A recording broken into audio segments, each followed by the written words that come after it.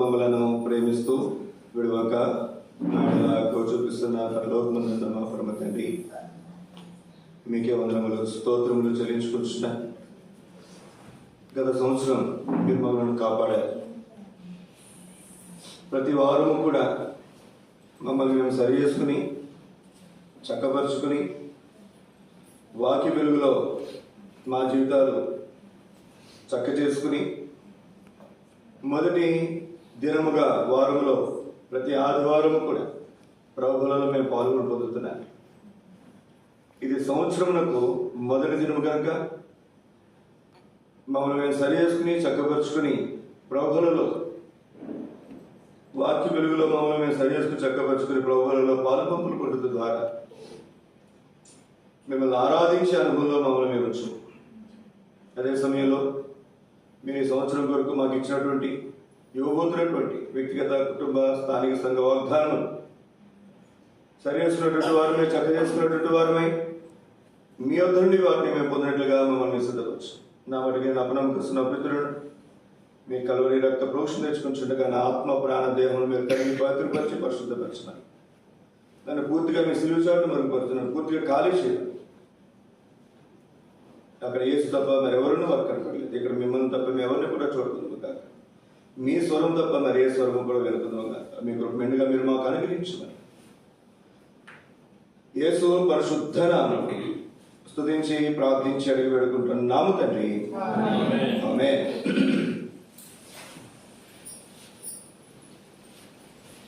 ఇప్పుడు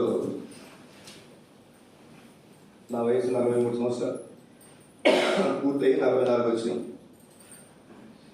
23 సంవత్సరాల కుర్రోడు కనిపించాడు అనుకున్నాను. 15 సంవత్సరాల వయసు ఉన్న కుర్రోడు కనిపించాడు అనుకున్నాను. లేకపోతే 18 సంవత్సరాలు లేకపోతే 30 సంవత్సరాలు. వాళ్ళు వెళ్తున్నటువంటి స్థితిగతులు గుండా నేను ఆల్రెడీ వెళ్ళిన వాడినే కదా. ఏమని చెప్తాను చెప్పండి. అప్పుడేమది మనకి చాలా ప్రాముఖ్యమైనది అనిపిస్తుంది. ఆ అనుభవాలు అయిపోయిన తర్వాత, ఆ వయసు అయిపోయిన తర్వాత ఏమంటామండి, అదంతా వేస్ట్. ఏమంటారు చెప్పండి, అదంతా ఏమంటాం, వేస్ట్, వ్యర్థం. అప్పుడు మనకు వ్యర్థం అనిపించలేదు. అప్పుడు మనకు చాలామంది చెప్పారు కదండి, చాలామంది చెప్పారు. అప్పుడు మనకు వ్యర్థం అనిపించలేదు, వ్యర్థం అనిపించదు. ఇప్పుడు మనం చెప్తుంటే పిల్లలు మరి బలి విసుకుంటారు. కొంతమంది పిల్లలు మందిరంగా రాకపోతే బలి కోపడతారు. నేను వాళ్ళ దగ్గర ఒక మాట అంటాను, అమ్మ నువ్వు దేవుని ఎరిగింది ఇప్పుడు, నువ్వు ఎన్ని సంవత్సరాల వయసులో మందిరానికి వచ్చావు? నువ్వేమో 20 సంవత్సరాలుగా 30 సంవత్సరాలుగా 40 సంవత్సరాలుగా మందిరానికి వచ్చి పిల్లలు 10 సంవత్సరాలకి 15 సంవత్సరాలకి నీతో పాటు సమానంగా ఆత్మీయం ఉండాలంటే సాధ్యమేనా? కోరుకోవడంలో తప్పలేదు. ఇక్కడ సొలొమోను ఒక మాట అంటున్నాడు. తాను అన్నాడు కదా, నేను నా కన్నులతో చూసిన దానిని, నేను కోరుకున్న దానిని, నేను చేయాలనుకున్న దానిని ఏది చేయకుండా నన్ను నేను ఆటంకపరుచుకోలేదంట. చేయాలనుకున్నది చేశాడు, చూడాలనుకున్నది చూశాడు, అనుభవించాలనుకున్న సంగతులన్నీ తాను అనుభవించాడు. ఇప్పుడు ఏమన్నాడు చెప్పండి, ఎప్పుడు అన్నాడు, ఏ వయసులో అన్నాడు? యవనస్తులు ఉన్నప్పుడు రాసినటువంటి గ్రంథము పరమగీతం, మధ్య వయసులో రాసినటువంటి గ్రంథము సామెతల గ్రంథం, వృద్ధాప్యంలో రాసినటువంటి గ్రంథము ప్రసంగి. ప్రసంగిలోకి వచ్చేసరికి ఏమన్నాడు చెప్పండి? ఈ మాట యవనస్తులు ఉన్నప్పుడు అనగలిగాడా? అనలేదు. మధ్య వయసులో ఉన్నప్పుడైనా కనీసం అనగలిగాడా? అనలేదు. మనం కూడా చాలా మంది అట్లాగే ఉంటాం. ఇది ఒకటి చాలా ప్రాముఖ్యమైనటువంటి సంగతి ఏమిటంటే, వృద్ధాప్యులు ఉన్నటువంటి వారి మాటలు, ఇంకా చెప్పాలంటే అనుభవం కలిగినటువంటి వారి యొక్క మాటలు, అవి చాలా విలువైనటువంటి ప్రాముఖ్యమైనటువంటి. పరిశుద్ధ గ్రంథం బైబిల్ చెప్తుంది,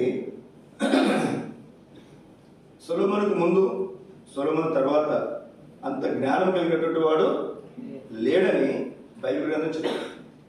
అట్లాంటి ఒక మహాజ్ఞాని చివరిలో రాసినటువంటి ప్రసంగి గ్రంథంలో చివరి అధ్యాయంలో తాను చెప్తున్న మాట ఏంటి చెప్పండి? వ్యర్థం అంటే చాలా మంది తెలియదు, అసలు వేస్ట్ అంటే మాత్రం అందరూ తెలుసు కదండి. వ్యర్థం అంటే చాలా మంది తెలియదు. వేస్ట్ ఏం వేస్ట్ అంట? 12:20 చూడండి.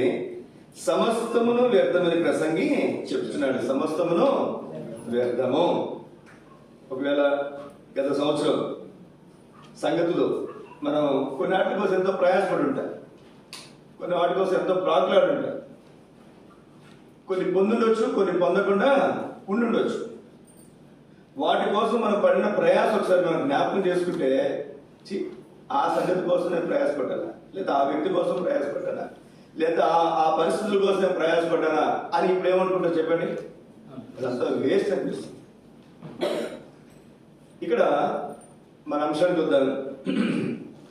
ప్రసంగి గ్రంథం 11:8 వచ్చిన ఒకరు చాలా సంవత్సరములు బ్రతికిన ఎడల చీకటి గల అనేక దినములు అనేకములు వచ్చినని ఎరిగిండి తాను బ్రతుకు దినములన్నీ సంతోషముగా ఉండలేను. రాబోవునదంతయు వ్యర్థం. రాబోవునదంతా వ్యర్థం అంటే మరి ఇంకెందుకు మరి మనం బతకడం ఎందుకు చెప్పండి? చదవటం ఎందుకు, ఉద్యోగాలు చేయటం ఎందుకు, కష్టపడటం ఎందుకు? అవునా కదా? ఇంకొక అద్భుతమైనటువంటి మాట అంటాడు ప్రసంగి గ్రంథకర్త. నాకు చాలా ఇష్టం ఈ మాట. 2వ అధ్యాయం 18 వచ్చినాను చదవండి. సూర్యుని క్రింద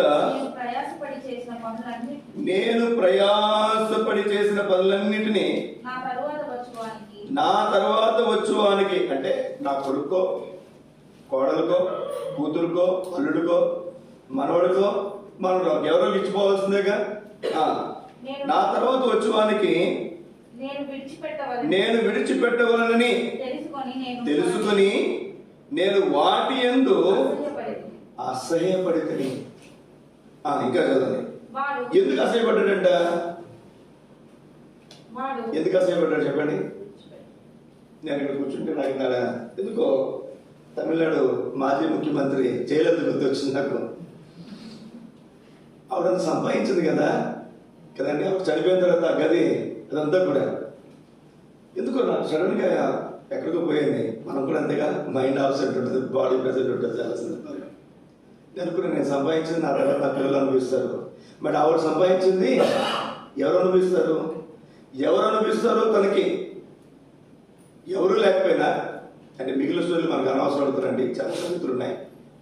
తాను ఎంత ప్రయాసపడింది, ఎంత సంపాదించింది చూడండి కదండి. ఆవిడ చనిపోయిన తర్వాత ఆ ఆస్తి కోసం ఎన్ని సంగతులు జరిగినాయో చాలా విషయాలు మనం విన్నాం, చాలా విషయాలు మనకి తెలియదు. ఇక్కడ సొలొమోను అంటున్నాడు కదా, ఏమన్నా చెప్పండి? నా తర్వాత వచ్చే ఒకరికి నేను ఏం చేయాలి? ఖచ్చితంగా విడిచిపెట్టి పోవాల్సిందే. నేను పోతే ఏం తీసుకుని పోలేను. అయితే ఎందుకు దానికి అది దానికి కష్టాన్ని కలిగించిందంట? వాటి అనేది అసహ్యపడి, ఎందుకు అసహ్యపడ్డాడు? అరే నా కొడుకే అనుభవించేది, నా కూతురే అనుభవించేది అనుకుంటున్నాడా? ఎందుకు ఆ మాట అన్నాడు? చదవాలి, ఇప్పుడు చదవాలి. వాడు జ్ఞానము గలవాడో బుద్ధిహీనుడో అది ఎవరికి తెలుసయ్యా? అయితే సూర్యుని క్రింద నేను ప్రయాసపడి దేని చేసి సంపాదించాడట? జ్ఞానం చేసి సంపాదించాడట. నా కష్టఫలమంతటి మీద వాడు అధికారి అంటాడు. అది ఇప్పుడు చదవండి మాట. ఇది వ్యర్థం. సొలొమోను కాలంలో ఒక్క యుద్ధం జరగలేదండి కదా, ఒక్క యుద్ధం జరగల. ఒక యుద్ధానికి ఎంత ఖర్చు అవుతుందో తెలుసా? ఒక్క యుద్ధం జరిగిన నష్టమే. ఒక్క యుద్ధం కూడా జరగల. ఎన్ని కోట్ల రూపాయలు తనకు ఆదాయం ఉంటుందో. అందుకే ఆ రోజుల్లో అసలు వెండి ఎన్నికలోకి వెండిని కూడా పట్టించుకోవాలి. తాను ఏం చేశాడంట? జ్ఞానం చేత ఏం చేశాడంట? సంపాదించాడు. ఏం చేశాడు చెప్పండి? జ్ఞానం చేత. కొన్నిసార్లు మనం అనుకుంటాం, అబ్బా నా కనుక అది ఉంటే నేను సంపాదించుకోవడం, నా కనుక ఈ డబ్బులు నేను సంపాదించుకోండి నిన్నో అనుకుంటాం. మనం సంపాదించి పోతూ మాత్రం ఖచ్చితంగా మాట్లాడతారు. అలెగ్జాండర్ ద గ్రేట్ ఏమన్నాడు చెప్పండి? చేతులను ఎక్కడ పెట్టాడు? ఇది మనం ఎరిగి ఉంటే, ఇంతకుముందు ఒకసారి మీకు జ్ఞాపకం చేసినట్టు అంబానీ ఉన్నాడు, మనకు బాగా తెలుసు కదండి, జియో ఫోన్ అంబానీ. పెద్ద కొడుకేమో ఇచ్చిన ఆస్తిని చాలా రెట్లు పెంచాడు, చిన్న కొడుకు ఉన్న ఆస్తి మొత్తం పోగొట్టుకున్నాడు. ఒకవేళ తండ్రి కనుక బతుకుంటే చిచ్చి ఈ బుద్ధిహీనుడిగా నేను ఈ డబ్బంతా ఇన్ని వేల కోట్లు ఇచ్చింది అని ఏం చేసేవాడు చెప్పండి? ఈ సోదరి మధ్యాహ్నం ఈ రాత్రికాల సమయంలో ఒక ప్రాముఖ్యమైనటువంటి సంగతి వ్యర్థమని చెప్తూ దానిపైన ఒక మాట మాట్లాడుతున్నాడు. ఏంటది? ఇప్పుడు రండి మన అంశాన్ని చూద్దాం. ప్రసంగి గ్రంథము 11వ అధ్యాయము 8వ వచనం. ప్రభువులో మనం ప్రవేశించడానికి ముందు ఒకడు చాలా సంవత్సరములు బ్రతికిన ఎడల చీకటి గల దినములు అనేకములు వచ్చినని ఎరిగి ఉండి తాను బ్రతుకు దినములన్నీ ఏం చేయాలంటే ఫిలిప్పీ 4:4లో చాలా చక్కటి మాట. ఏం చెప్పండి?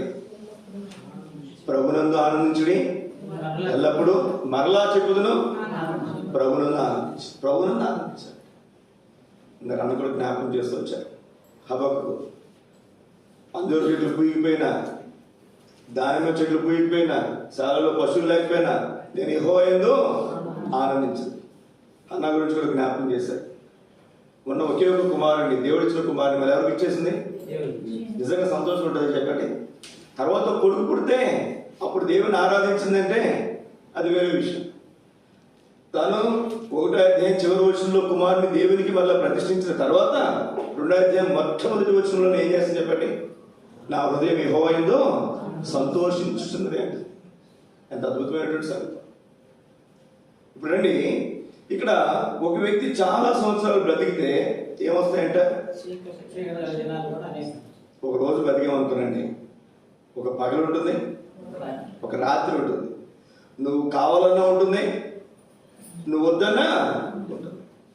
ఓ సంవత్సర కాలం మనం బ్రతికితే 365 రోజులు 65 పగళ్ళు ఉంటాయి, 365 రాత్రులు ఉంటాయి. కానీ మనకి పగలంటే చాలా ఇష్టం, రాత్రులు అంటే చాలా మందికి ఇంకిష్టం అనుకుంటుంది, వేరే సంగతి.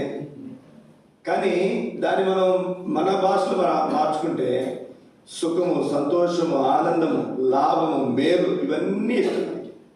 సుఖం ఉందంటే పక్కనే ఉంటుంది చెప్పండి. అందుకు ఒక పాట ఉంటుంది, సుఖ దుఃఖాల యాత్ర అంటే. ఆ పాట పాడదాం అనిపించింది కదా. ఏ యాత్ర అంటే అది? సుఖ దుఃఖాల యాత్ర కాదా మానవ జీవిత మంత. ఇది కనుక మనం గ్రహించగలిగితే జీవితకాలం అంతా ఏం చేస్తామంటే అండి సంతోషంగా. ఒక మాట మీకు జ్ఞాపకం చేస్తాను.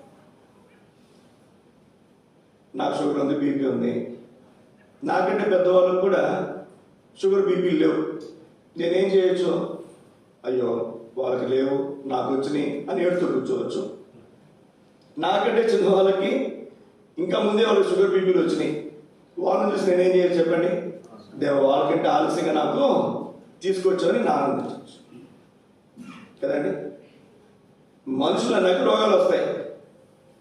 అది మనం గ్రహిస్తే బాధపడతామా? షుగర్ వచ్చింది, అదే చచ్చిపోయే రోగమా? బీపీ వచ్చింది, లేదా హార్ట్ అటాక్ వచ్చింది, లేకపోతే క్యాన్సర్ వచ్చింది, లేదా ఇంకోటి వచ్చింది. ఇవన్నీ చనిపోయే రోగాలా? కాదు.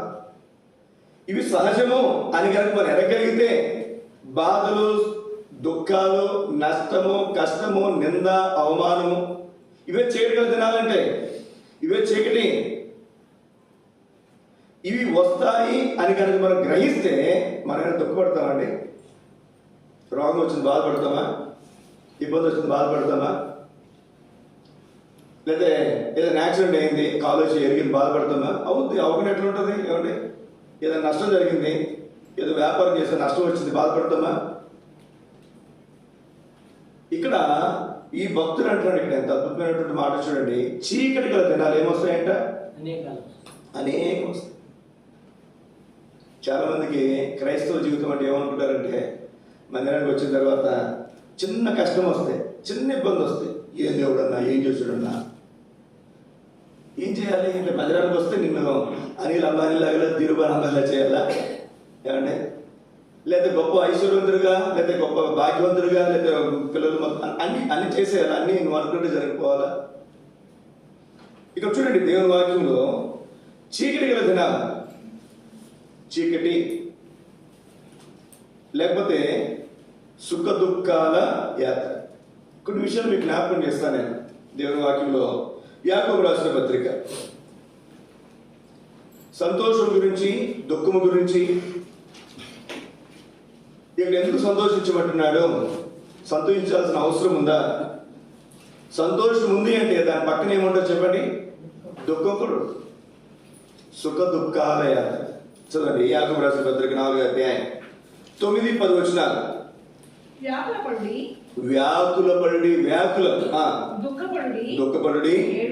ఇదేంటండి, ఎవరు చెప్తారు ఈ మాట? చదవండి. మీ నవ్వు దుఃఖమునకును మీ ఆనందము ఇదేంటంటే, ఏం అసలు బైబిల్ ఎట్లా ఉంటుంది అప్పుడప్పుడు కదండి, మనకు నచ్చకొని పదాలు. మీ ఆనందం, మీ నవ్వు ఎలా మార్చుకోవాలంటే, నేను 2002లో ఇంజనీరింగ్ అయిపోయింది. నాకు దేవుడు 2004లో వాగ్దానం ఇచ్చాడు, నేను నీకు బహుమానం, నీకు 7 అత్యధిక బహుమతులని. డిసెంబర్ 30వ తారీఖు నాకు ఉద్యోగం వచ్చింది. ఎప్పుడు వచ్చిందండి? దేవుడు చెప్పాడు, ఎప్పుడు ఇచ్చిన ఉద్యోగం? జనవరి 1st చెప్తే డిసెంబర్ 30వ తారీఖు నాకు ఉద్యోగం వచ్చాడు. జనవరి 1st నాకు వచ్చిన వాగ్దానం ఏంటి తెలుసా? చదవండి యోహాను సువార్త 16:20. యోహాను సువార్త ఇది నాకు 30వ తారీఖు ఉద్యోగం వచ్చింది. 31వ తారీఖు రాత్రి నేను వాగ్దానం తీసుకుంటే నాకు వచ్చినటువంటి వాగ్దానం చదవండి. ఏంటిది? ఉద్యోగం వస్తే ఆడటం ఏంటి? మీరు ఏడ్చి ప్రలాపింతురు గాని లోకం సంతోషిస్తుంది, మీరు దుఃఖింతురు గాని. ఇది నాకు వచ్చిన మాట. మీరు దుఃఖింతురు గాని మీ దుఃఖము సంతోషమగును. ఇది వాగ్దానం. మీరు నమ్మండి. అంటే అప్పుడు కొంచెం ఆత్మీయంగా వయసులో కూడా చిన్న వాళ్ళ కనుక, నాకు 23 సంవత్సరాలు. నేను అనుకున్న ఈ వాగ్దానం నాకు కాదు వచ్చింది, ఎవరికి వచ్చి ఉంటుంది. ఇది పక్కన పెట్టుకుని మళ్ళీ ఏం చేద్దాం, ఇంకొక వాగ్దానం తీసుకో. అక్కడ కూడా ఏదో ఒక రోజున ఏదో వాగ్దానం వచ్చింది, అన్న ఈ వాగ్దానం బాగాలేదని ఇంకో వాగ్దానం తీసుకుంటానేనంటే, అమ్మ ఆ వాగ్దానం చూసి కంగారు పడవద్దు, అదే మొత్తం చదువుకుంటే అందులో సంగతి మనకి అర్థం. చాలాసార్లు మనకి ఏముంటుంది చెప్పండి, సంతోషం, ఆనందం ఇవే కావాలి మనకి కదండి, ఇవే కావాలి. దుఃఖం మనకి ఎవరికి ఇష్టమా? బాధ ఎవరికి ఇష్టమా? నింద అవమానానికి ఇష్టమా? ఎవరికి ఇష్టం ఉంటుంది. కానీ ఎవరికి ఇష్టం చెప్పండి? యేసుక్రీస్తు వారికి చాలా ఇష్టం. ఆయన సంతోషంగా గడిపే సందర్భాల కంటే కూడా ఆయన మరి దుఃఖపడినటువంటి, లేకపోతే వ్యాధులు పడినటువంటి, లేకపోతే చింతాక్రాంతుడిగా, వ్యసనాక్రాంతుడిగా, ప్రయాసపడినటువంటి వ్యక్తిగా, శ్రమ పొందినటువంటి వ్యక్తిగా మనకు బాగా పరిచయం కదండి. ఆయన జీవించిన జీవిత కాలంలో మరి మనం చెప్పినటువంటి ఈ మాటలన్నీ కూడా ఆయన జీవితంలో మనం చూడలేదు. అయితే ఆయన మహిమపరచబడిన తర్వాత అవన్నీ కూడా ఎలా మార్చబడ్డా చెప్పండి. కాబట్టి మనం జ్ఞాపకం పెట్టుకోవాల్సిన సంగతి.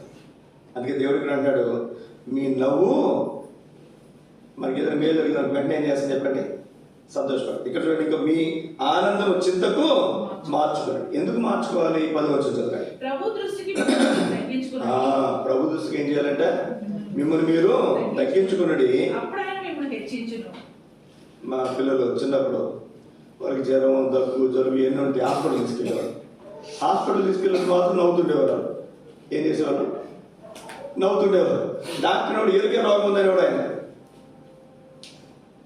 మన ఎవరైనా ఒక పెద్ద ఆయన దగ్గరికి, ఎమ్మెల్యే దగ్గర, పెద్ద ఆయన దగ్గరికి, మనం ఒక ఆఫీస్ దగ్గరకో నేను సూటు బూట్ వేసుకుని చక్కగా నీట్గా టక్ చేసుకుని నేను అక్కడికి వెళ్ళాను అనుకోనండి, నాకు సహాయం చేయండి అంటే ఏం చేస్తారు చెప్పండి? ఒకసారి పైకి కిందకి ఏం చేస్తారు చెప్పండి? అప్పుడు ఉన్న వాటిలో పాత చీరేదో అది పట్టుకుని పోతాం, ఉన్న వాటిలో పాత బట్టలే వేసుకుని పోతాం కదండి. ఎందుకని? ఆ వ్యక్తి మనం చూడగానే మనకి ఏం కలగాలి? మన మీద అతనికి జాలి, దయ కలగాలి. ఇక్కడ చూడండి 10వ వచనంలో ప్రభు దృష్టికి మిమ్మల్ని మీరు సరే, ఒకవేళ మంచి ర్యాంక్ వచ్చింది, మంచి ఉద్యోగం వచ్చింది, దానికంటే మంచి ర్యాంక్ లేదా? దానికంటే మంచి ఉద్యోగం లేదా? ఉంది. మనకు వచ్చిన దాన్ని బట్టి సంతోషించి దేవుని దగ్గరికి పోయామనుకో, సర్లీవుడు సంతోషంగా ఉంది కదా, ఆయన ఏం చేస్తారంట, ఇంకా చాలే అమ్మా నీకే సంతోషం ఉన్నప్పుడు నాకేం పోయిందని చెప్పి ఆయన ఏం చేస్తాడు? అందుకే రాయబడినటువంటి మాట, మీ నవ్వు దుఃఖములకు ఈ ఆనందము చింతకు మార్చుకున్నది యెషయా గ్రంథం. ఇది చాలా మరి ప్రత్యేకమైనటువంటి తలంపు. మరి ఎందుకు దేవుడి తలంపులు మనకి ఇస్తున్నాడు నాకు తెలియదు. మన మాటలు చదువుకుందాం. యెషయా గ్రంథం 22వ అధ్యాయం. యెషయా గ్రంథం 22వ అధ్యాయము చదువుని 12వ వచనం. ఆ దినమున దేనికంటే అండి? ఏడ్చుటకును, అంగలార్చుటకును, తల బోడి చేసుకున్నట్టుకును, గోనె పట్ట కట్టుకున్నట్టుకును. ఎవరు పిలుస్తారట? సైన్యములకు అధిపతి ప్రభువునకు యెహోవా. ఇదేనది. ఎవరు పిలుస్తారంట? అసలు దేవుడికి అలా పిలుస్తారంటే, మనం నిజంగా ఒక మాట చెప్పాలంటే సువార్త చేసినప్పుడు కొంత మనం కొన్ని విషయాలు దాచి మనం చెప్తుంటాం. దేవుడిని నమ్ముకున్నామా మిమ్మల్ని ఆశీర్వదిస్తాడు, అవునా కదా? దేవుడిని నమ్ముకొని మీ బాధలన్నీ కూడా తీసేస్తాడు. నిజమే, అందులో ఏమాత్రం అనుమానం లేదు. ఖచ్చితంగా తీస్తాడు. అలాగే ఇంకా బాధలు పెట్టడా, ఇబ్బందులు పెట్టడా? ఇక్కడ దేవుడు ఏమన్నాడు చెప్పండి? ఆ దినమున ఏడ్చుటకు, అంగలార్చుటకు, తలపోటు చేసుకున్నట్టుకు, గోని పెట్టి కట్టుకున్నట్టుకు ఏం చేస్తున్నాడు దేవుడు? యెహోవాయే పిలుస్తున్నాడండి. ఎవరు పిలుస్తున్నారండి? సైన్యములకు అధిపతి యెహోవా. అక్కడ వచ్చి అందరూ ఏడుస్తారు అనుకోండి. మనం నవ్వితే ఏమనుకుంటారు? మనల్ని లేదా అందరూ నవ్వుతారు అనుకోండి. మనం ఏడిస్తే ఏమనుకుంటారు? ఇక్కడ దేవుడు పిలుస్తున్నాడు. ఏంటి? దేనికి పిలుస్తున్నాడు? సరే, కొంచెం 14 వచ్చిన ఇక్కడ 14 చూడండి. కాగా ప్రభువును సైనికులకు యెహోవా నాకు ప్రత్యక్షుడై నాకు కనుగొన్నట్లు ఇట్లా నుంచున్నాడు. మీరు మరణము కాకుండా ఈ మీ దోషమునకు ప్రాయశ్చిత్తము కలగదని ప్రభువును సైనికులకు యెహోవా ప్రమాణపూర్వకముగా సెలవిస్తున్నాడు. ఏం కలగదంట? ప్రాయశ్చిత్తం కలగదు. ప్రాయశ్చిత్తం కలగాలంటే ఏం చేయాలి? మరణం అంటే భౌతికమైనటువంటి మరణం కాదండి. భౌతికమైనటువంటి మరణం కాదు. మీ ఒక మాట మీకు చెప్తాను నేను. మనం డాక్టర్ దగ్గరికి పోయాం, ఏదో ఒక రోగం ఉంది, కొంచెం రోగం ఉంది, దాన్ని వదిలేసాం అనుకోండి. ఏం చేస్తుంది? మళ్ళీ అది పూర్తిగా మళ్ళా తిరగబెడుతుంది. అందుకే ఏం చేస్తారు? కోర్స్ ఇస్తారు. కొన్ని రోగాలకి 3 రోజులు, కొన్ని రోగాలకి 5 రోజులు, కొన్ని రోగాలకి నెల, కొన్ని రోగాలకి 6 నెలల కోర్సు ఉంటుంది. అది మనం పూర్తిగా వాడితేనే మళ్ళీ ఏమవుతుంది? అది పూర్తిగా బయటికి పోతుంది. అది పోతుంది. దాని అర్థం ఏంటి? ఆ క్రిమిని పూర్తిగా చంపడానికి 3 రోజులు, 5 రోజులు, 6 రోజులు, నెల రోజులు, సంవత్సరం పడుతుంది. అలాగే ఇక్కడ మనం ఏం చేయాలంటే ప్రాయశ్చిత్తం చేయాలంటే మనలో ఉన్నటువంటి ఎందుకు దేవుడు పిలుస్తున్నాడు? ఎందుకు దేవుడు జ్ఞాపకం చేస్తున్నాడు? ఇక్కడ ఏడ్చుటకు, అంగలార్చుటకు యేసుక్రీస్తు వారిని సిలువ వేయడం తీసుకుని పోతున్నాడు. వీళ్ళందరూ ఏం చేస్తున్నారంటే అక్కడ వాళ్ళందరూ అయ్యయ్యో నిన్ను సిలువ వేస్తారంటయ్యా, నువ్వే తప్పు చేసావయ్యా అని ఏడుస్తుంటే యేసుక్రీస్తు ఏమన్నా చెప్పారు? నా కోసం మీరు ఏడవండి. ఎవరి కోసం ఏడవాలంటే? ఇదేంటి? వాళ్ళకి ఏమైంది? వాళ్ళ పిల్లలకి ఏమైంది? ఏమైనా ఏమి కాదా? ఈ సోదరి ఈ ఉదయకాల సమయంలో మనం గమనించాల్సినటువంటి ప్రాముఖ్యమైనటువంటి సంగతి, మీకోసము మీ పిల్లల కోసము ఏడుగుడి. మన దేవుని వాక్యం మనం చూస్తాను. మొదటి జామున లేచి ఏం చేయాలంటే మీ పిల్లల కొరకు మొరపెట్టాలి, బిగ్గరగా మొరపెట్టాలంటే. దేవుని వాక్యంలో దేవుడు మనకు జ్ఞాపకం చేస్తుండగా మన హృదయాలు మనం పరీక్షించుకున్నాం. గత సంవత్సరం అయిపోయింది, ఇప్పుడు నూతన సంవత్సరం వచ్చింది. మనం ఎట్లా ఉన్నాం? గత సంవత్సరంలో జరిగిన సంగతులు బట్టి సంతోషంగా అక్కడితో తృప్తి చెందుతున్నామా? ఏమండి?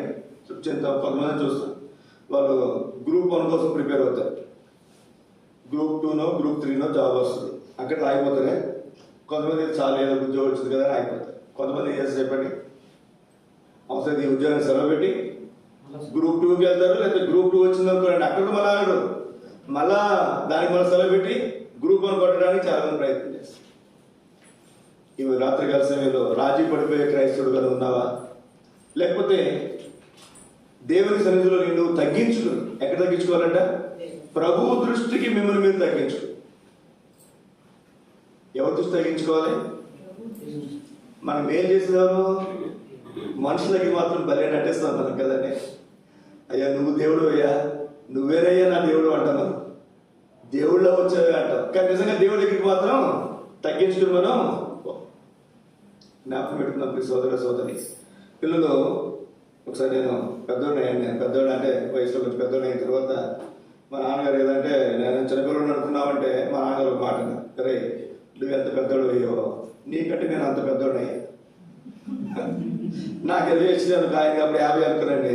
నాకు 30 వేస్తాయి, 60 వేస్తాయి. అవును కదా. ఒక మనిషి మనకంటే పెద్దోడైతే మనం ఎంత గొప్పలం అయిపోయినా, ఎంత జ్ఞానం అయిపోయినా మనకంటే పైన ఒకడు, అందుకే సామెత ఉంటుంది, ఒకటి తనేవాడు ఒకడు ఉండేవాడు, తల తనేవాడు ఇంకోటి. జ్ఞాపకం పెట్టుకున్నప్పుడు సోదర సోదరి, నువ్వు మనుషుల దగ్గర ఎట్లయినా ఉండవు, కానీ దేవుని దగ్గర ఎట్లా ఉండాలి? ప్రభు దృష్టికి ఏం చేయాలంట? నిన్ను నీవు తగ్గించుకోవాలి. ఎవరి దృష్టికి అండి? ప్రభు దృష్టి. రండి కొంచెం ముందుకు వెళ్తాం మనం. సామెతల గ్రంథం 14వ అధ్యాయం. సామెతల గ్రంథము 14వ అధ్యాయము 11వ వచనం. నవ్వు లేకపోతే దుఃఖము లేకపోతే సంతోషము అనే మాటలు మనం చూస్తున్నాం. ఒకడు నవ్వుచుండినను పైకి నవ్వుతుంటాడంట, కానీ హృదయం ఏముండొచ్చు? దుఃఖం ఉండవచ్చును, సంతోషము తుదకు. కొన్నిసార్లు మనం కొన్ని కప్పిపుచ్చుకుంటాం, భార్యగానో భర్తగానో పిల్లలుగానో తల్లిదండ్రులుగానో, ఎదుటివారి సంతోషం కోసమో పిల్లల సంతోషం కోసమో. మనకి దుఃఖం ఉన్నా ఏం చేస్తాం చెప్పండి? పైకి ఎలా ఉంటాం? హృదయంలో దుఃఖం ఉంది, కానీ పైకి మాత్రం ఎలా ఉంటాం? సంతోషం. కానీ ఆ తలాంత చాలా తక్కువ మీదకి ఉంటుంది. ఒక ఆయన ఒక సేవకుడి గురించి మాట్లాడుతూ, అన్న చాలా ఇబ్బందులు ఉన్నా, చాలా ప్రజలకు ఉన్నా, ఆయన ఎప్పుడు మాత్రం చక్కగా నవ్వుతుంటాడన్న. అట్లా అందరూ ఉండగలరండి. ముఖ్యంగా నేనేదో అసలు ఉండలేదు, లోపల ఏదైనా ఫీలింగ్ ఉందనుకున్నాడు, బయట ఖచ్చితంగా ముఖంలో కనపడిపోతుంది. హృదయంలో దుఃఖం ఉన్నా సరే ఒకడేమో ఏం చేస్తారంటే నవ్వుతుండే అవకాశం ఉంది. ఇప్పుడు మనం ఏం చూడాలి? దేవుడు ఏం చూస్తాడు? మనిషి అయితే పైరు బాగానే నవ్వుతున్నాడు, బాగానే ఉన్నాడు కదా. దేవుడు ఏం చూస్తాడు చెప్పండి? హృదయం. కొంచెం ముందుకెళ్తే తలంపులో ప్రసంగి గ్రంథము 2వ అధ్యాయం. ప్రసంగి గ్రంథకర్త ఈ సందర్భం గురించి మాట్లాడుతున్నారు చూడండి. 2వ అధ్యాయం 1-2 వచనాలు. కానీ నేను సంతోషం చేత శోధించి చూడును. దేంతో శోధిస్తారంట? సంతోషం చేత. నాకు డబ్బు పిచ్చింది అనుకునండి, నాకు డబ్బు బాగా ఇచ్చి పరీక్షిస్తారు దేవుడు. మనకి దేని మీద పిచ్చుందో, దేమైతే ఒకవేళ అధికారం దాకముంది అనుకోండి, అది ఇచ్చి పరీక్షిస్తారు దేవుడు. నేను చాలా సంఘాలు చూస్తూ వచ్చాను. సేవకులైనా మరి విశ్వాసులైనా బాధ్యత సోదరులైనా ఎవరైనా వాళ్ళకి దాని మీద ఆశ ఉంటే అది వాళ్ళకి ఇచ్చి నేను అనుభవం చూశాను. ఆ వ్యక్తి లేదా నన్ను జీరోగా ప్రూవ్ చేసి దేవుడి పక్కన నా అనుభవంలో నేను ఎరిగాను. ఇక్కడ రాయబడినటువంటి మాట ఏం చేస్తాడంట? నిన్ను సంతోషము చేత శోధించి చూడు. ఇక్కడైనా లేదా ఇంకో చోట ఎక్కడ ఉంటుంది? ఖిన్నమైన ముఖము. ఏం తెలియజేస్తుందంటే దుఃఖకరమైనటువంటి ముఖము, అది మన హృదయాంతరంగాను ఏదో తెలియజేస్తుందని సామెతల గ్రంథంలో ఉంటుంది అన్నమాట. ఖిన్నమైన ముఖం, దుఃఖమైనటువంటి బాధకరమైనటువంటి ముఖము, అప్పుడు మన సంగతులన్నింటినీ కూడా మనకు బయలుపరుస్తుంది. చదవండి మాట. నేను సంతోషం చేత శోధించి చూడును, నీవు మేలును అనుభవించి చూడమని నేను నా హృదయంతో చెప్పుకుంటుని. అయితే అది కూడా ఏంటంటే నువ్వు మేలు చూడమని చెప్పాడంట తన హృదయంతో, నువ్వు సంతోషంగా ఉండమని చెప్పాడంట తన హృదయంతో. సంతోషంగా ఉండమంటే సరిపోద్దా? ఉండగలడా? ఒకవేళ నువ్వు నేను ఉండలేకపోవచ్చు, కానీ సొలొమోను జీవితం అట్లాంటిది కాదు. సొలొమోను భోజనం బల్ల చూస్తే ఏం చెప్పండి, అసలు ఆశ్చర్యపోయిందంట. శేబాదేశ్వరాలే కదండి, ఆశ్చర్యపోయింది. ఎన్ని మేఘవతులో, ఎన్ని మరి ఇంకా రకరకాల ఎన్ని సంగతులు ప్రతిరోజు అంట. ప్రతిరోజు అతని సింహాసనం, అట్లాంటి సింహాసనం ఎక్కడ కూడా లేదు. అతను కొట్టే భార్యలు, లేకపోతే పిల్లలు, లేదా అతను కొట్టే సంపద, ఏ విషయంలో మనం చూసుకున్నా మనకి ఏదో కొరత కనపడుతుంది. ఏదో విషయంలో అతని దగ్గర ఏమి చెప్పుకోవడానికి ఏ కొరత కొదువు లేదు. అయినా అట్లాంటి వ్యక్తి ఏమన్నా చూడండి, ఇక్కడ నవ్వుతో నీవు వెర్రిదానివనియు, రెండవ వచనం, నవ్వుతో నీవు వెర్రిదానివి, సంతోషముతో చేత కలుగునదేమియో అని నేను అంటిని. సంతోషం కావాలనుకున్నాడు, సంతోషాన్ని అనుభవించాడు. ఇప్పుడు ఏమన్నా చెప్పండి, నీ చేత కలుగునదేమీ లేదు. మనం అనుకుంటాం, ఒక ఆయన నేను అనుకుంటా అన్న చెప్పినట్టు అన్న జ్ఞాపకం చేసి, ఒక ధనవంతుడు, వాడికి డబ్బు ఇంట్లో ఉంది, నిద్ర పట్టట్లేదు. ధనం బయట పేదవాడేమో ఏం చేస్తాడంటే శుభ్రంగా ఏ పొడి కాకుండా తెచ్చుకున్నాడు, శుభ్రంగా చక్కగా తింటున్నాడు, చక్కగా నిద్రపోతాడు.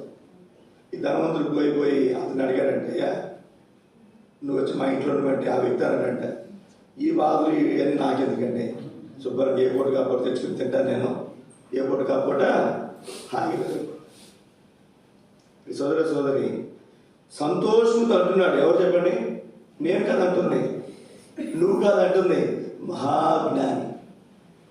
తాను చేయాలనుకున్నవన్నీ తాను చేసి అనుభవించి ఇప్పుడు ఏమన్నాడు? సంతోషంతో నవ్వుతానేమో నువ్వు వెరిదానివి, సంతోషంతో నీకు చేత కలిగినది ఏమీ కూడా లేదు. మనం అనుకుంటా, ఇప్పుడు దుఃఖపడితే సంతోషం ఉంటే బాగుంది అనుకుంటా, అప్పులుంటే డబ్బు ఉంటే బాగుంది అనుకుంటా, రోగం ఉంటే ఆరోగ్యం ఉంటే బాగుంది అనుకుంటాం అనుకో.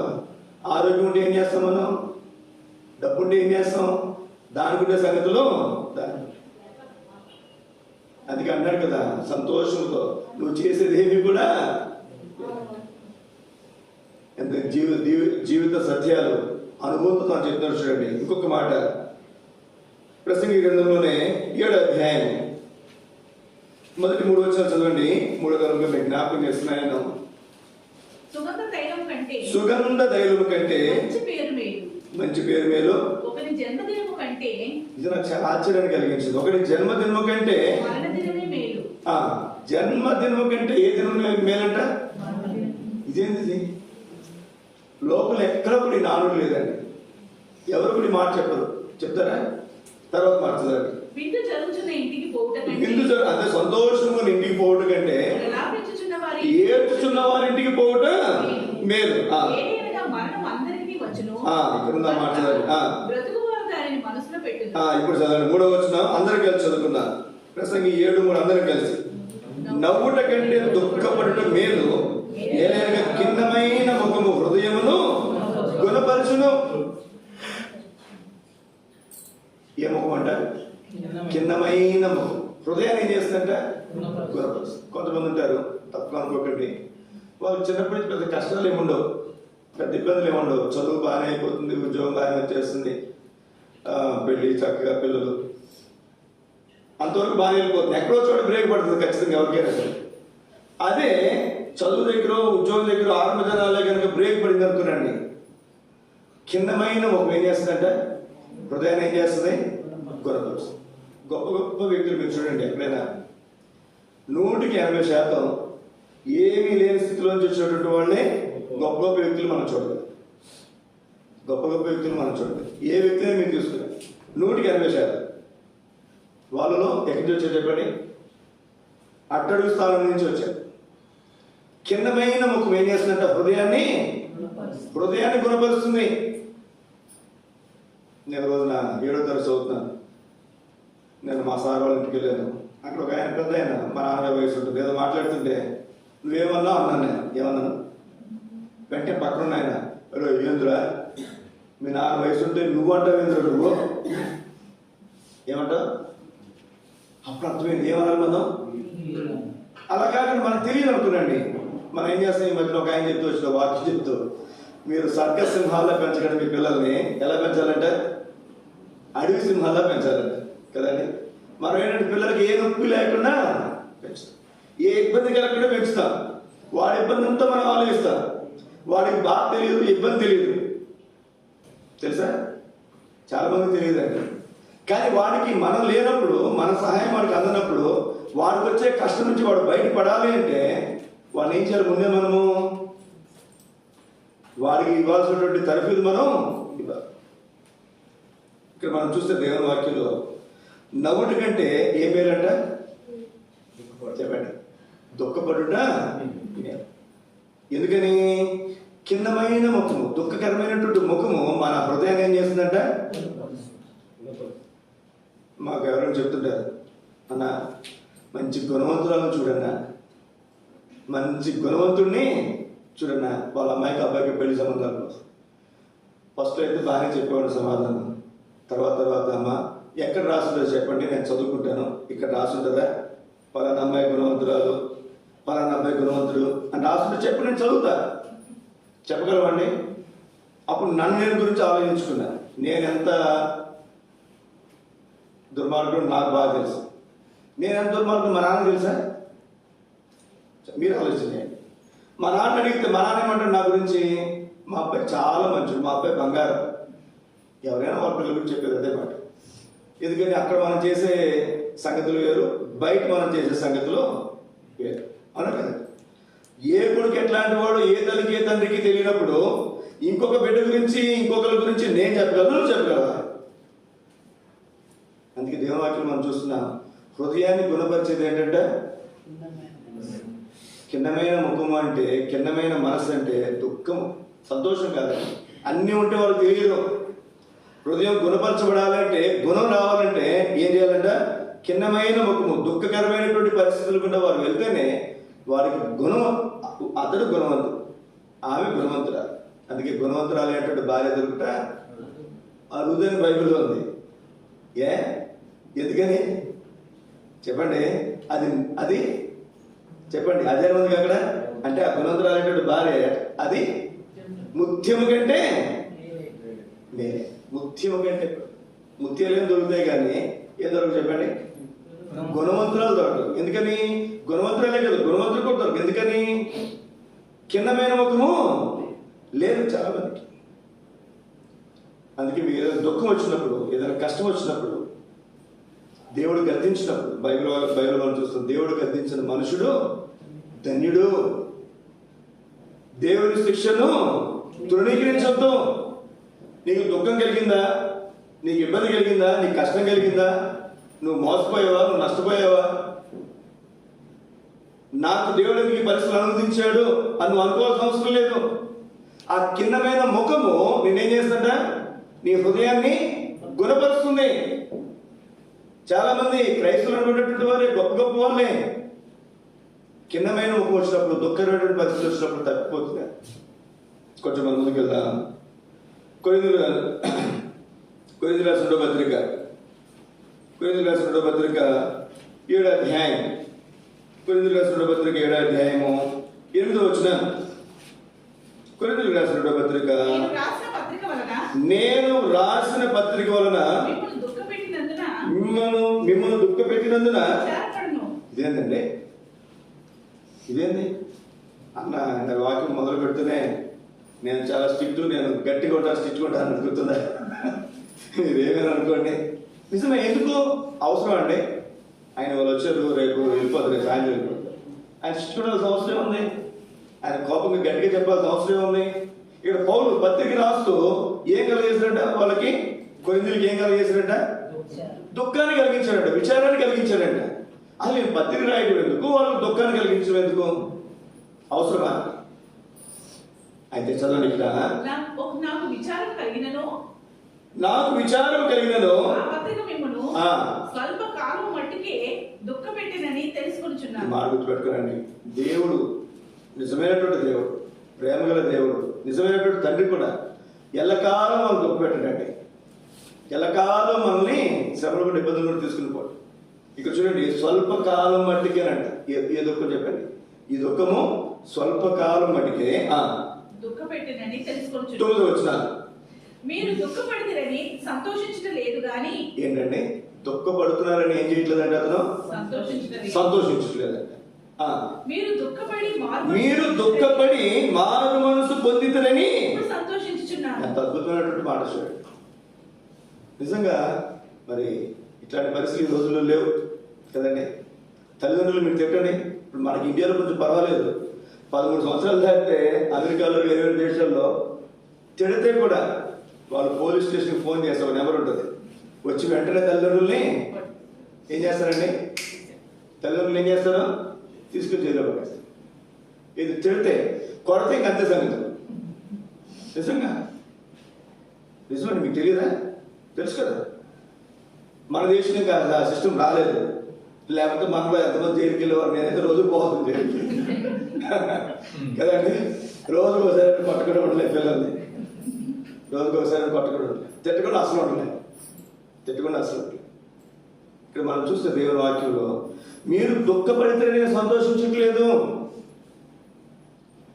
ఒకసారి మీకు ఒక మాట చెప్తాను. మీకు అంటే నా మనస్తత్వం గురించి మీకు చెప్తాను. నేను ఇంజనీరింగ్ కాలేజీలో, మళ్ళీ ఉమెన్స్ ఇంజనీరింగ్ కాలేజీలో నేను జాబ్ చేసిన దినాల్లో నేను ఎలక్ట్రికల్ హెచ్ఓడి కింద పనిచేసేవాడు. ఎలక్ట్రికల్ డిపార్ట్మెంట్, ట్రిపుల్ అంటే ఎలక్ట్రికల్ అంటే ఎలక్ట్రానిక్స్ డిపార్ట్మెంట్. మాది ఎలా ఉంటుందంటే ల్యాబ్, మోటార్లు, జనరేటర్లు ఉంటాయి.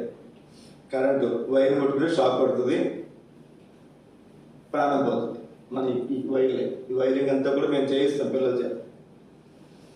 మోటార్లు, జనరేటర్, మన మోటార్ పోయిందంటే చిన్న మోటార్ కాదు, అక్కడ పెద్ద పెద్ద మోటార్లు ఉంటాయి, ఇంత పెద్ద పెద్ద మోటార్లు ఉంటాయి.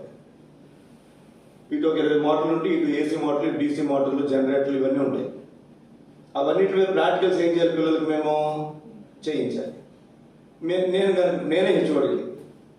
మా ప్రిన్సిపల్ గారేమో అప్పారావు సార్. ఆయన ఎట్లా అంటే అది ఆడపిల్ల ఇంజనీరింగ్ కాలేజీ.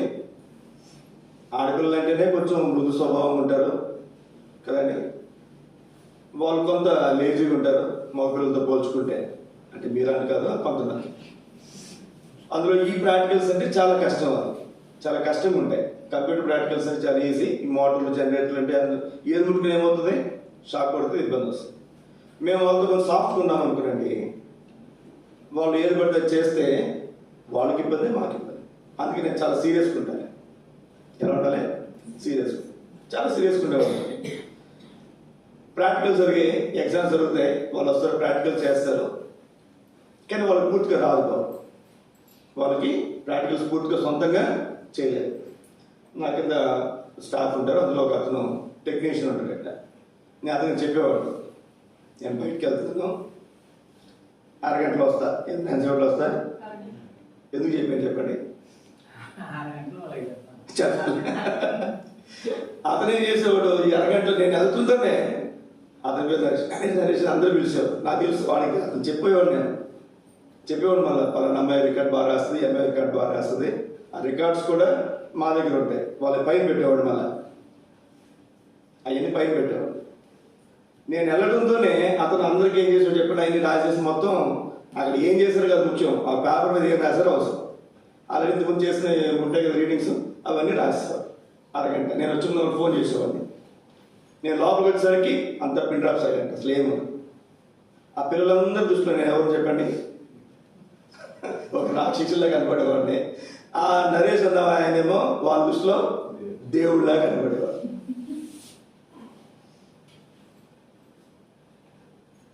ఇప్పుడు వాళ్ళు ప్రాక్టికల్స్ నేర్చుకున్నప్పుడు కూడా చాలా సీరియస్గా ఉండేవాళ్ళు, ఉండాలి అవసరం. కానీ వాళ్ళు ఏదో నన్ను తిట్టుకుంటారని చెప్పి నేను మానేస్తే వాళ్ళకి చదువు రాదు, వాళ్ళకి మార్క్స్ రాదు. అలాగని అదే స్ట్రిక్ట్గా శివరుకుంటే ఏమవుతుంది చెప్పండి, కుదరదు.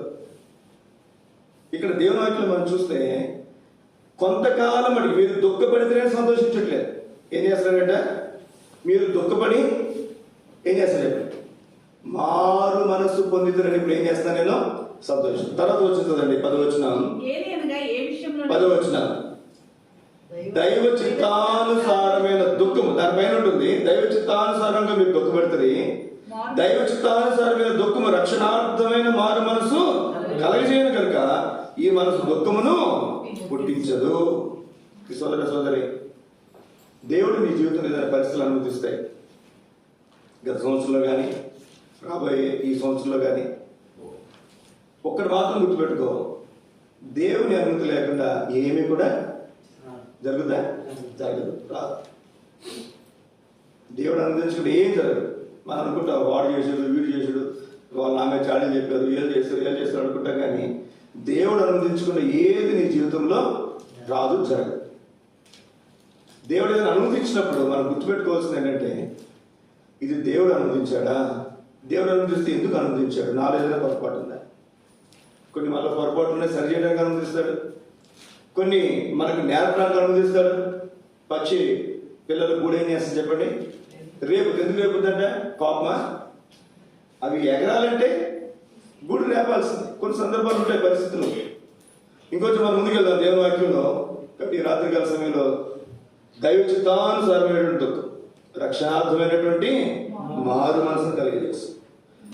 ప్రసంగి గ్రంథం 3వ అధ్యాయం, ప్రసంగి గ్రంథం 3వ అధ్యాయం చదండి. మొదటి వచ్చినాను. ప్రతిదానికి సమయం కలదు. ఏం కలదంటే అప్పుడప్పుడు పిల్లలు మాట్లాడతారు, నా టైం రాలా పిల్లలు అంటారు కదండి. నా టైం వచ్చాక మా నాన్నగారు నాకంటే కూడా చాలా హైట్లో తక్కువ ఉండేవారు. చిన్నప్పుడు నాకంటే హైటే, నేను పెద్ద అయ్యేసరికి ఇప్పుడు చాలా నా హైటే అయిపోయాడు. మా నాన్నగారేమో స్టీవెన్ అట్లా, అంటే కొంచెం ఆ పర్సనాలిటీ. చిన్నప్పుడు పల్లె కొట్టేవాడు మా నాన్న. ఒకసారి పెద్ద అయిన తర్వాత ఇంటర్మీడియట్కి వచ్చిన తర్వాత కొట్టాడు. నేను అప్పుడు అనుకున్నా, నేను కొడితే అది తట్టుకుంటాడు ఈయన అనుకునేవాడిని. పెద్ద అయిన తర్వాత చెప్తాను ఈ సంగతి. ఎప్పుడు చెప్తాను? పెద్ద అయిన తర్వాత. అంటే నా టైం వచ్చిన తర్వాత, అంతే కదా అర్థం. ఇప్పుడు నీ టైం ఎవరిది? తల్లిదండ్రులది. రేపొద్దున ఇప్పుడు మా అమ్మ ఉంది, ఇప్పుడు ఎవరి టైం చెప్పిన నా టైం నడుస్తుంది, వాళ్ళ టైం అయిపోయింది. ప్రతిదానికి సమయం కలదని గుర్తుపెట్టుకున్నాండి. దేనికంటే అని చెప్తూ దేని గురించి మాట్లాడుతున్నారు చూడండి. ఆకాశం క్రింద ప్రతి ప్రయత్నములకు సమయం కలదు. ఆకాశం క్రింద నువ్వు ఏ ప్రయత్నమైనా చేయి. ఎక్కడ చేస్తావమ్మా? ఎక్కడ చేస్తారండి? ఆకాశం క్రింద భూమి మీద మనం చేసే ప్రయత్నాలన్నీ కూడా కదా. చదండి. పుట్టుటకు చచ్చుటకు. పుట్టడానికి టైం ఉందంట.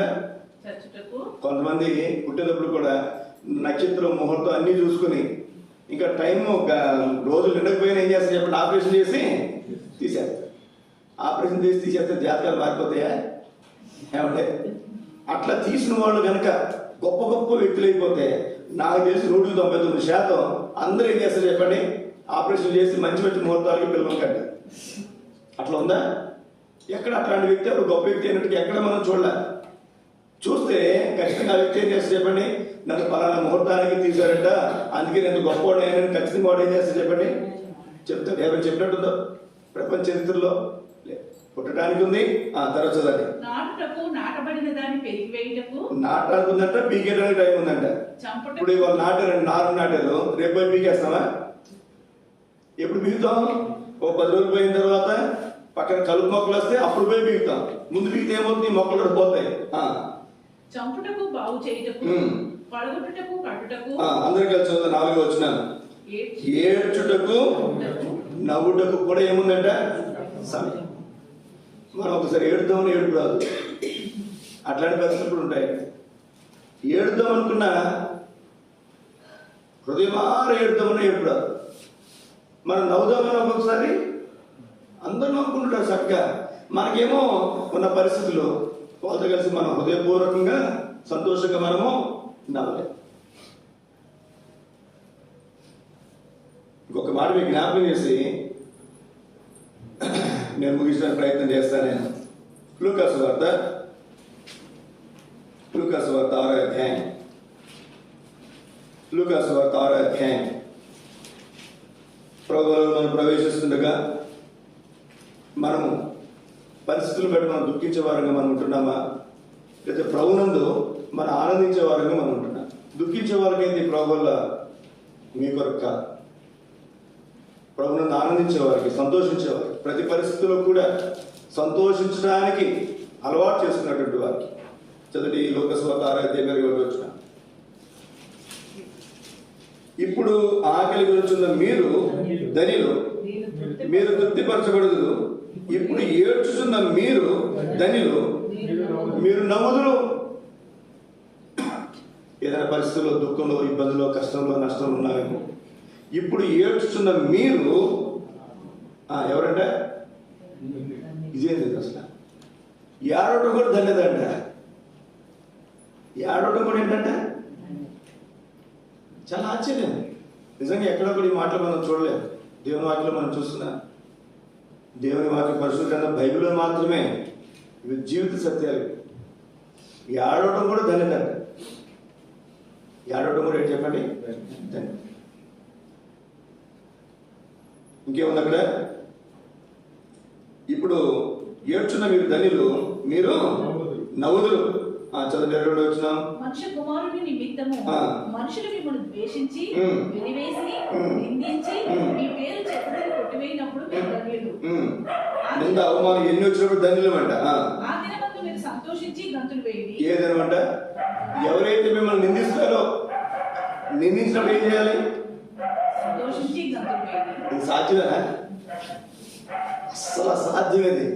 నన్ను ఎవరైనా ఒక మాట అనుకోండి, ముఖం మొత్తం మారిపోద్ది. మనకి ఎవరైనా అంతే. ఒక మాట అంటేనే అందులో నిందిస్తే అంటే ఎందుకన్నావయ్యా, ఎప్పుడు చూసా నువ్వు, నీకు తెలుసా, కానీ నిజంగా చెప్తారా అంటే ఏదో ఒక మాట అంటేనే అట్లాంటి నింద వేస్తే,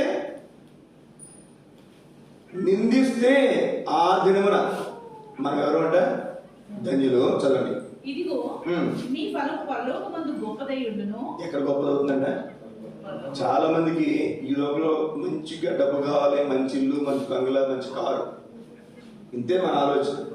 పరలోకంలో నాకు ధనం కావాలి, నాకు పరలోకంలో గొప్ప భవంతకాలు అనుకుని ఆలోచించేవారు చాలా అరుదు కదండి. అందుకే దేవునాకులు మనం చూస్తున్నాం. మీ ధనము ఎక్కడ దాచుకోవాలి? ఎవరైనా దాచుకున్నారా?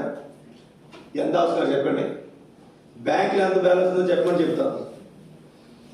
ఫోన్పే వచ్చిన తర్వాత అకౌంట్ దగ్గర పర్లేదు, వెంటనే మనం బ్యాలెన్స్ చెక్ చేసుకుంటే ఫోన్పే, గూగుల్ పే చెప్పేస్తాం.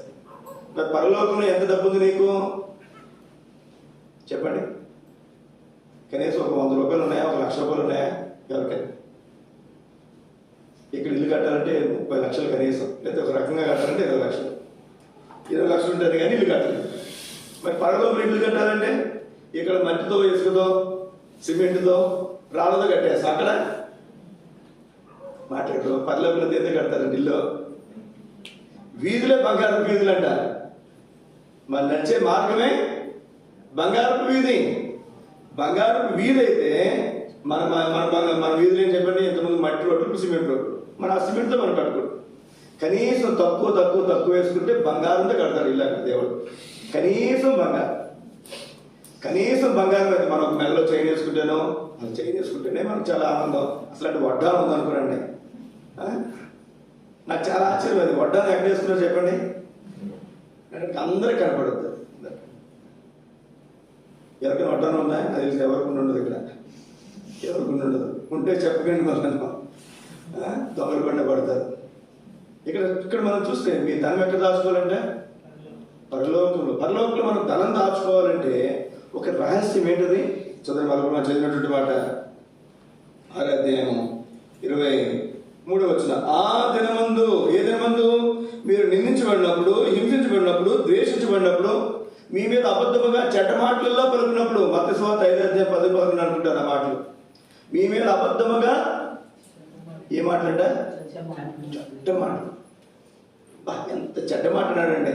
ఒకసారి భలే కోపం వస్తుంది. అవతల వ్యక్తి ఒక సందర్భంలో నీళ్ళు తేవడానికి వెళ్ళాను. నీళ్ళు అక్కడ కనుకూరు రోడ్డు దగ్గర. ఆ పెద్ద ఆయన ఏదో సందర్భం నేను కొంచెం కడిగాను, బబులు కడిగితే తిట్టాడు. అతను, అయ్యా కడిగాను కదా, కావాలంటే 2 రూపాయలు ఎక్స్ట్రా తీసుకో. 5 రూపాయలు బబులు లేదా 10 రూపాయలు, కడిగిన దానికి 2 రూపాయలు తీసుకో, తప్పులేదు. అతను కాని మాట ఒకటి అన్నాడు. నాకు భలే కోపం వచ్చి, ఆయన అట్లా అనకూడదు, పెద్ద వయసు నువ్వు, అందులో నేను దైవ సేవకుడు, నువ్వు అట్లా మాట అనకూడదు అని. ఇంటికి వచ్చిన తర్వాత ఏమని ప్రార్థన చేసింది తెలుసా? మీరు తప్పు అనుకోకుండా మాట, అయ్యా ఆయనకి ఏమీ కాకుండా ఎందుకని ఆయన కాని మాట అనవసరంగా అన్నాడు. ఆయన మనం అక్కడే ఆగిపోయాడు. నేను అంటానేను అని చెప్పి గట్టిగా మాట్లాడు. ఒక మాట అంటేనే మనకు అంత పట్టింపు వస్తే, అంత బాధ వస్తాయి. ఇక్కడ చూడండి, మీ మీదల్లా అబద్ధముగా చెడ్డ మాటలెల్లా పలుకున్నప్పుడు ఉందా మాట? మత్తయి సువార్త ఇక్కడ ఉందా? మత్తయి సువార్త చదవమ్మా. 5:11 చదవనమాట. ఎవరి నిమిత్తం అంటది? నా నిమిత్తము. సువార్తకి వెళ్ళినప్పుడు బొట్లేదు అనుకురండి. కొంతమంది అంటారు, నీ మూడు చచ్చిపోయాడా అన్న వాళ్ళు కూడా ఉంటారు. ఉండరా? మేము సాగు వచ్చినప్పుడు ఆ భార్య బొట్టు ఇవన్నీ తీయేస్తుంది. మా అత్తగారు అంది, మొగుడు చచ్చినా ఇంకా మాట్లాడలేదు, అట్లా తయారు చేసిన మా కూతురు నువ్వు. ఎవరు? దేవుడు తిరిగిన వాళ్ళే, వేరే వాళ్ళ అమ్మాయి నన్ను అందమాట. మామూలుగా అయితే మామూలుగా ఉండదు కదా సంగతి.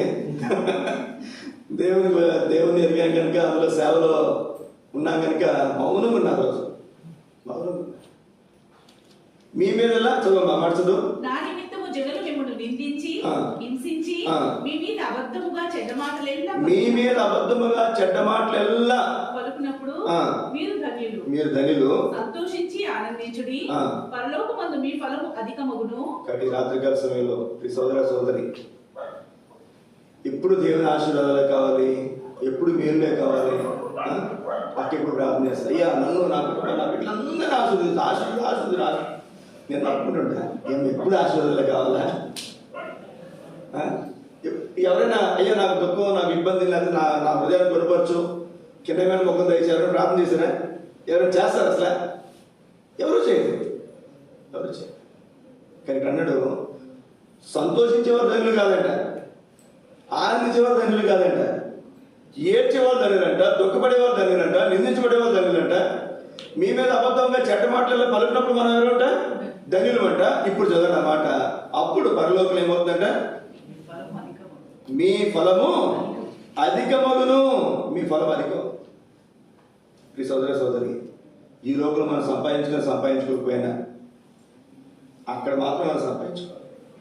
అక్కడ మనం సంపాదించుకోవాలంటే దేవుని కోసం మనం ప్రయాసపడాలి, దేవుని కోసం మనం ప్రాకులాడాలి పరిచర్యలో. లేకపోతే ఎవరైనా మనం నిందించినా, దూషించినా, మనం ఏదైనా చెడ్డ మాటలు పలికినా మనం ఏం చేయాలి చెప్పండి? ఏం చేయాలి? ఎదురు మాట్లాడితే మన బహుమానము పోగొట్టు. ఏం చేయాలి? సహించుకోవాలి. ఇంకా చెప్పాలంటే సంతోషించాలి. నేను దేవుని కొరకు ఏం చేస్తానైనా ఇంత మాట అనిపించు, ఇంత కీడు కూడా వెళ్ళాను, ఇంత ఇబ్బంది కూడా వెళ్ళాను. చాలాసార్లు మనం దేవుడు నమ్ముకున్నందుకు చాలా ఇబ్బందులు ఉంటాయి బయట. ఈ పరిస్థితులు నువ్వు వెళ్తున్నప్పుడు నువ్వు నిజంగా ధనిరాలు. నేను చాలా విషయాలు ఉన్నాయి. అయితే ఒక 2 విషయాల్లో ఒక 6 వ్యక్తుల గురించి మీకు జ్ఞాపకం చేస్తాను. అబ్రహాం జీవితంలో మనం చూస్తాను, పిల్లలు లేనప్పుడు శారా ఏమని చెప్పండి, హాగర్ని వివాహం చేసుకుంది. హాగర్కి బిడ్డ పుట్టాడు, ఇష్మాయిల్. ఆ బిడ్డ పుట్టినప్పుడు ఖచ్చితంగా అబ్రహాంకి ఏమని చెప్పి దుఃఖం ఉంటే సంతోషపడ్డాడు. సంతోషమే. భార్య దొరికింది, బిడ్డ దొరికాడు, సంతోషం. అయితే ఒక మాట, ఆదికాండం 21వ అధ్యాయం. ప్రతి వ్యక్తి జీవితంలో కూడా సుఖ దుఃఖం అనేది ఎంత సహజమో మీకు జ్ఞాపకం చేస్తాను నేను. ఆదికాండం 21:11. ఇప్పుడు శారా అంటుంది, శారా కూడా కుమారుడు పుట్టిన తర్వాత ఇష్మాయిల్ ఇస్సాకుని మరి హేళన చేస్తున్నప్పుడు ఆ దాసిని దాని కుమారుని వెలగొట్టమన్నప్పుడు 11 వచ్చిన అతని కుమారుని బట్టి ఆ మాట అబ్రహామునకు మిక్కిలి దుఃఖం కలగజేసింది. ఏం కలిగించిందండి? ఏ వ్యక్తి అయితే పుడితే తనకి సంతోషాన్ని కలిగించిందో అదే వ్యక్తిని ఇప్పుడు ఏం చేయాల్సి వచ్చింది? అదే వ్యక్తిని బట్టి మనం ఇప్పుడు తను ఏం చేయాల్సి వస్తుంది? దుఃఖపడాల్సి వస్తుంది. మీకు క్లుప్తంగా నేను కొన్ని విషయాలు మీకు జ్ఞాపకం చేస్తాను. ఇస్సాకు విషయంలో మనం చూద్దాం. ఇస్సాకు జీవితంలో మాట మనం చూస్తే తాను ధ్యానించడానికి పొలానికి పోయాడు కదండి. పొలానికి పోతే ఏం దొరికింది అతనికి? భార్య దొరికింది. అక్కడ ఉంటుంది ఆ మాట, నేను చదువుతున్నాను. ఆదికాండం 24:67 చివరి మాట. అతడు ఆమెను ప్రేమించను. అప్పుడు ఇస్సాకు తన తల్లి విషయమైనటువంటి దుఃఖ నివారణ పొంది. దుఃఖం పోయిందంటే ఏముంది అక్కడ? సంతోషం. కానీ మళ్ళీ వెంటనే తనకు దుఃఖం వచ్చింది. ఆ మాట చదవండి, 25:21. ఆదికాండం 25:21. ఎవరు కొట్టాలంట? ఏమని రాయాలి పరిశుద్ధ గ్రంథం బైబిల్లో? రిబ్కా కొట్టాలి కనుక. కానీ ఏం రాశారు చెప్పండి? ఇస్సాకు భార్య. ఎందుకు ఆ మాట రాయాలి?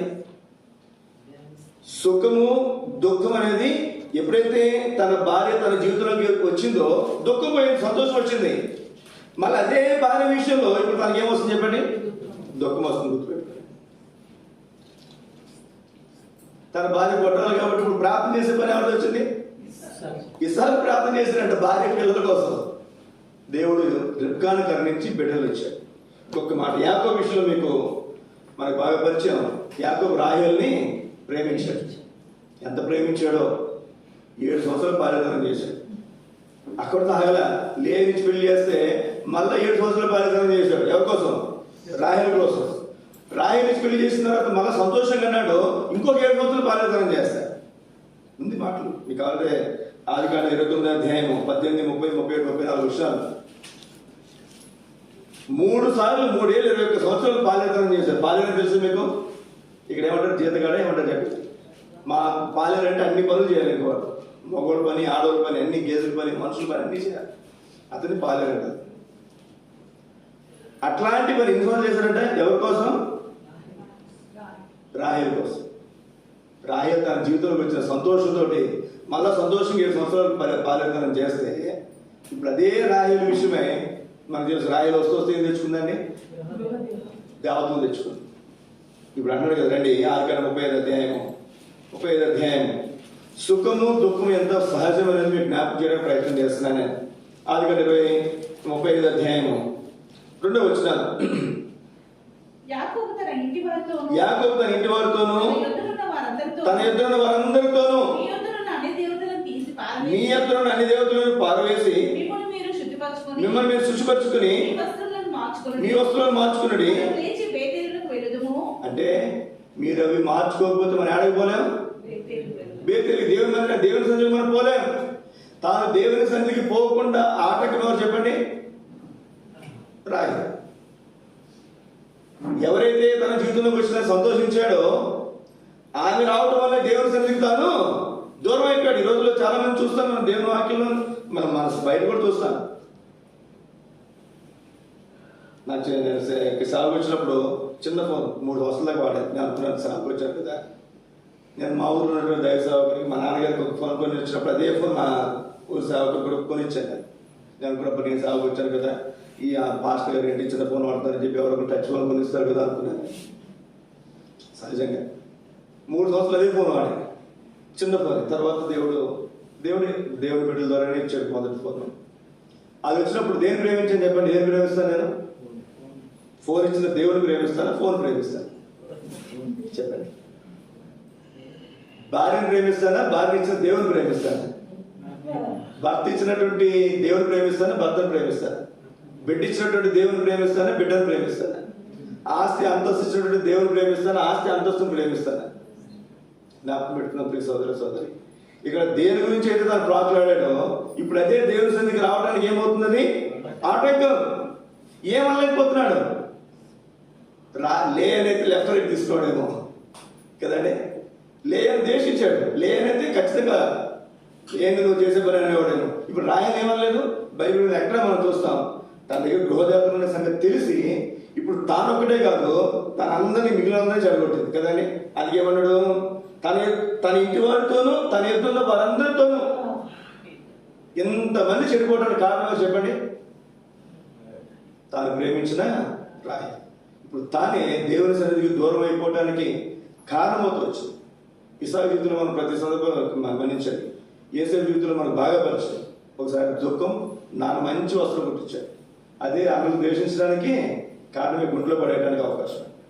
తర్వాత మళ్ళా పోతుపరి ఇంట్లో ఉన్నతమైన స్థానం, మళ్ళా చెరసాల, మళ్ళా జైల్లో మంచి ఉన్నతమైన స్థానం, మళ్ళా ప్రతి మనిషి జీవితంలో కూడా మనం సుఖము దుఃఖాన్ని ఖచ్చితంగా మనం చూడాలి. గిదియోను విషయం మనం చూస్తాం. పరాక్రమం గల బలాఢ్యుడా అన్నాడు. మంచిగా షరతులు పెట్టాడు దేవునికి. నేను కూడా సాగు వచ్చినప్పుడు సాగట్లో పోతాయా షరతులు పెట్టి దేవుడు కదా చూసి, అమ్మా ఆవరింతలు వస్తే ఇంటికి వెళ్ళి ఆవరించండి, లేదా స్లోగా ఆవరించండి, టైం 4:00 ముగిస్తా, ఈ టైం ఫాస్ట్ ఉన్నట్టుంది. గిదియోను షరతులు పెట్టాడు దేవునికి కదండి. షరతులు పెట్టినప్పుడు ఏం చేశాడు దేవుడు? నెరవేర్చలేదు. ఎంత సంతోషించాడు చెప్పండి? ఎంత సంతోషించుంటాడు? నా దేవుడు నాకు ఇన్ని సూచనలు కనిపించాడు, ఇన్ని సూచనలు నెరవేర్చాడని చెప్పి సంతోషంగా ముందుకెళ్ళాడు. యుద్ధానికి పోయిన తర్వాత ఏమేమి చెప్పండి? 30,000 మంది ఉన్నారు. 20,000 మంది పంపించేసారు వెనక్కి. 10,000 మంది మిగిలారు. అందులో ఎంతమంది వెళ్ళారు వెనక్కి? 9,700 మంది వెనక్కి. మిగిలిన ఎంతమంది? 300 మందితో లక్షలు ఉన్నారు అక్కడ, లేదా వేలలు ఉన్నారు. వాళ్ళు యుద్ధం చేయాలి. ఇప్పుడు చూడండి, ఒక్క మాట మీకు జ్ఞాపకం చేస్తాను. న్యాయపతుల గ్రంథం 6వ అధ్యాయము మన్నించింది. 6వ అధ్యాయంలో మనం చూస్తాం. 7వ అధ్యాయం చదవండి. 7వ అధ్యాయం 10వ వచనం, 9-10 వచనాలు. అంతకుముందు దేవుని దూత అక్కడ నిలబెట్టి నేను బలి అర్పిస్తానంటే బలి అర్పించినప్పుడు ఆహా అన్నటువంటి వ్యక్తి, సంతోషించేటువంటి వ్యక్తి చదవండి.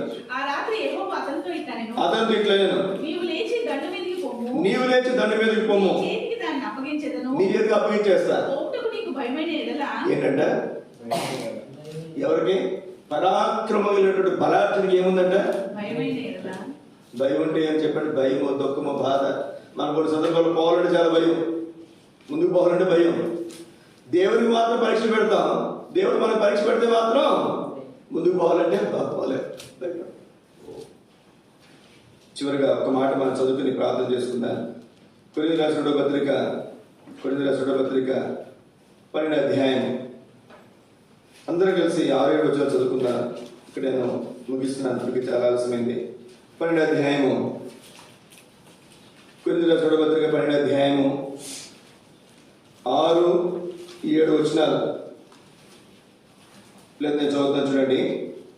అచ్చయపడుటకు ఇచ్చించుటకును నేను సత్యమే పలుకుతును కనుక అవివేకిని కాకపోదును కానీ నా ఇంత ఎవడేనో చూసిన దానికన్నా నా వల్ల వినే దానికన్నా నన్ను ఎక్కువ ఘనముగా ఎంచునేమో అని అతిశయించడం అనుకుంటున్నాను. నన్ను గొప్పగా చూస్తారేమో అనుకున్నాడంట. 7వ వచనం అందరూ కలిసి చదువుతున్నా. నాకు కలిగిన ప్రత్యక్షతలు ఒక విశేషముగా ఉన్నందున ఏమున్నాయంట? విశేషమైనటువంటి ప్రత్యక్షతలు ఉన్నాయి. ఎంత సంతోషమండి, ఎంత సంతోషం. బైబిల్ గ్రంథంలో పౌలుకు వచ్చినటువంటి ప్రత్యక్షలు కొన్నే రాయబడ్డాయి. ముఖ్యంగా ప్రభువుల గురించి మనం చదివేటప్పుడు ఆ ప్రత్యక్షత మనం చదువుతాం. కొరింథీయులకు రాసిన మొదటి పత్రిక 11వ అధ్యాయం 23వ వచనం. ఇంకా చాలా విషయాలు. ఎంత సంతోషకరమైనటువంటి సంగతి చూడండి, ఎంత అద్భుతమైన సంగతి చూడండి. అయితే వెంటనే ఉంది అక్కడ, మళ్ళీ చదువుతాం 7వ వచనం. అందరికీ తెలుసు. నాకు కలిగిన ప్రత్యక్షతలు బహు విశేషంగా ఉన్నందున నేను అత్యధికముగా హెచ్చిపోకుండా నిమిత్తం నా శరీరంలో ఒక ముళ్ళును, నేను అత్యధికంగా హెచ్చిపోకుండా నిమిత్తం నన్ను నలగొట్టుటకు సాతాను యొక్క దూతగా ఉంచబడాను. అది నా ఎదురుని తొలగిపోవాలని దాని విషయం మారు ప్రభుని వేడుకుంటుని, అందుకు నా కృప నీకు చాలును, బలహీనత నా శక్తి పరిపూర్ణమవుతుందని ఆయనతో చెప్పాను. కాగా క్రీస్తు శక్తి నా మీద నిలిచిన నిమిత్తం విశేషంగా నా బలహీనతలందే బహు సంతోషముగా అతిశయం. సోదరి, నీకు ప్రత్యక్షతలు అధికంగా ఉంటే ఖచ్చితంగా ఏదో మూల దేవుడు అక్కడ ఉంచుతాడు. నీకు ఒక విషయంలో చాలా గొప్ప సంగతుల్లో ఉంటే ఖచ్చితంగా ఏదో ఒకటి అక్కడ ఏదో ఒకటి ఉంటుంది, ఖచ్చితంగా ఉంటుంది. అది భౌతికంగా అయినా ఆత్మీయంగా అయినా ఏ రకంగా అయినా సరే. మా ముగ్గురు బిడ్డలు స్టీవెన్కి ఒక కన్ను అసలు కనపడదు, ఒక కన్ను కనపడదు. ఏదో ఉంటుంది, ఏదో ఒకటి ఉంటుంది, ఇబ్బంది లేకుండా ఉండదు. మనిషి అన్నాక, మానవ జీవితం అన్నాక, క్రైస్తవ జీవితం అన్నాక కూడా ఇదేమి కోల్పోని పని దేవుని వాక్యం ఎక్కడ కూడా రాయాలి. మా గురించి మనం ప్రార్థన చేసుకుందా, దేవుని వాక్య విలువలో మన హృదయాలు పరీక్షించుకుందా. సుఖ దుఃఖం, నవ్వు, సంతోషం, కిందమైన ముఖం. ఒకటి చాలా సంవత్సరాలు బ్రతికితే చీకటి గల దినములు అనేకములు వస్తాయి. కిందమైనటువంటి ముఖం మన హృదయాన్ని గుణపరుస్తుంది. మన ఎవరు నిందించినా, హింసించినా, మన మీద ఎలాగైనా అబద్ధంగా చెడ్డ మాటలు పలికినా ఏం చేయాలంట? సంతోషించాలి. అప్పుడే మన ఫలము పరలోకంలో అదిపోతుంది. అలా దాచుకున్నావా పరలోకంలో ధనం? ఎవరిని నిందించినా, హింసించినా, నీ మీద అబద్ధంగా చెడ్డ మాటలు పలికినా నువ్వు సంతోషించగలుగుతున్నావా ప్రభువుని బట్టి? మన హృదయాలు పరీక్షించుకుందా. నూతన సంవత్సరం నూతనమైన విధానంలో దేవుడిని సిద్ధపరచాలని కోరుతుండగా